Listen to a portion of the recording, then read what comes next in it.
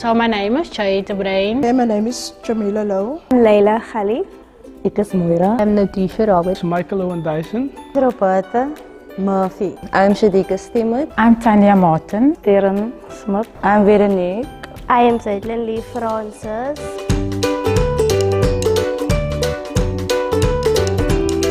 For me, when I matriculated, I was a stay-at-home mom. I was looking after my daughter and my sister's son, and then that gave me like almost like I want to go further. I want to go look for go into teaching, like creche teacher. I always like to work with young kids, so ECD was, I won't say part of the plan, but part of the process. And I think that I'm not sorry that I'm doing it, because I'm really enjoying what I'm doing.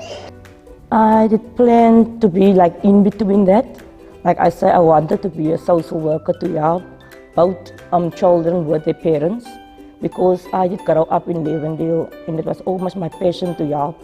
If I maybe get the money to study, then I wanted to be a social worker, but unfortunately financial state didn't get like that way, because that time we didn't know about learnerships and so that's why I did choose now actually ECD, so that I can work with the children and I was like in contact with the parents.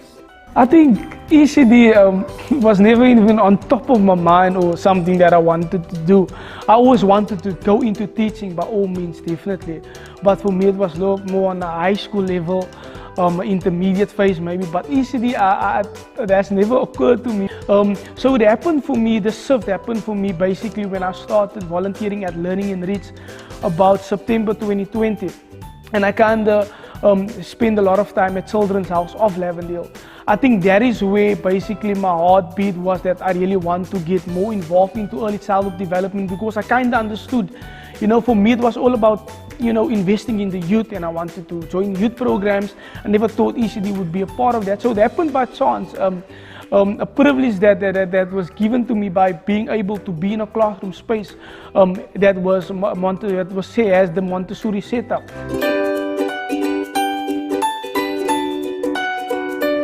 Montessori teaching het vir my gemaak dat ek 'n bietjie baie independent raak en hoe kan ek sê nie meer so speelerig nie.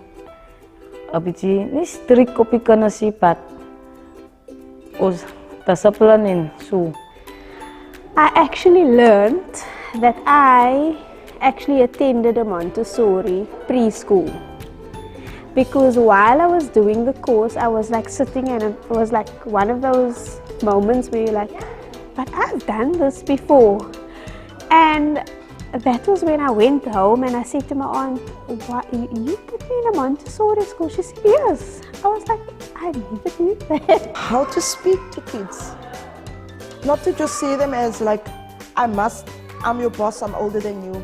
They are little human beings. They are people, they are living. And the way you approach them is how they will react to you. That's what they taught me.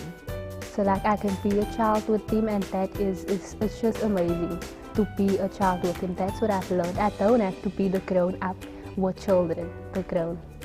That I am not a lot aggressive anymore. I have calmed down.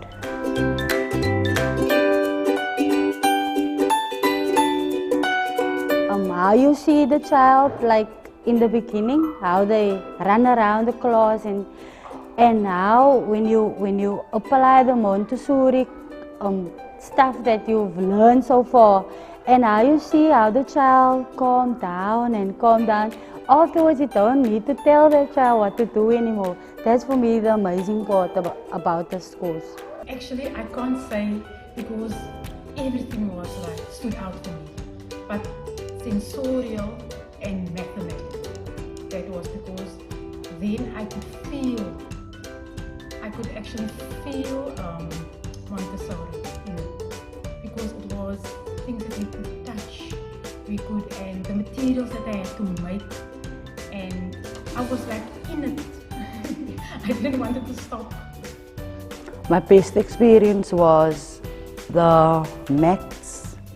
Because when we did it in primary school and the way they're doing it now is the same, but we struggle because it was in numbers, and the way they're doing it in Montessori is much more easier.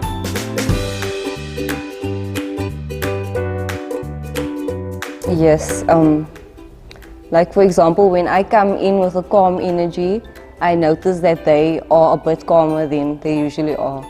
And when I leave them to do their own thing, they actually do it. But when I bother them all the time, they run around or they do their own thing and whatever, yeah. So. Yes, definitely, definitely. I feel like I started off, obviously, our neighbor has a daughter of about 1.5 years old. So for me, when I approached her, you know, in certain ways, and you know, learn basic simple math skills, and maybe teach them simple grace and courtesy, like the practical life start. I started off that with her at home. Basically, we allow her to eat on her own and stuff like that. Clean after when she missed, instead of shouting, because that has been happening, and even my household growing up. That's when you break something, they would scale at you and will shout at you like, nah. But when the child breaks stuff, it's like, let's clean it together. It creates more confidence. It's actually a fun experience for them. They would laugh while cleaning. They will have fun cleaning after themselves. So next time, when she sees something break, she will tell like, clean, you need to clean because you broke it. So that for me, it's like the different approach, and their approach to you is differently as well. So I've seen that she has grown more confidently in herself, you know, wanting to do things by herself. It is more easier for now to adapt to the environment that is set forth for her.